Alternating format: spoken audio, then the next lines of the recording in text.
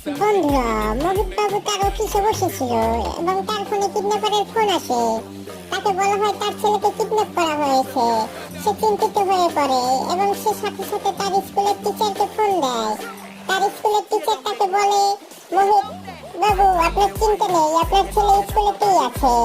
এবং তার ছেলের ছবি তুলে মোহিত বাবুকে পাঠিয়ে দেয় এবং মোহিত বাবু তার ছেলের ছবি দেখে এবং নিজেকে সান্ত্বনা দেয়। কিছুক্ষণ পরে আবার ওই কিডন্যাপারের ফোন আসে। কিডন্যাপার বলে, আপনার ছেলেকে কিডন্যাপ করা হয়েছে। তিনি সাথে সাথে তার স্কুলের টিচারকে ফোন দেয় এবং টিচার বলে তাকে দেখা যাচ্ছে না। তিনি দেরি না করে থানায় ফোন দেয় এবং ইন্সপেক্টরের সাথে সবকিছু খুলে বলে। ইন্সপেক্টর সব ঘটনা শুনে বলে, আচ্ছা আমি তদন্তে এখনই যাচ্ছি।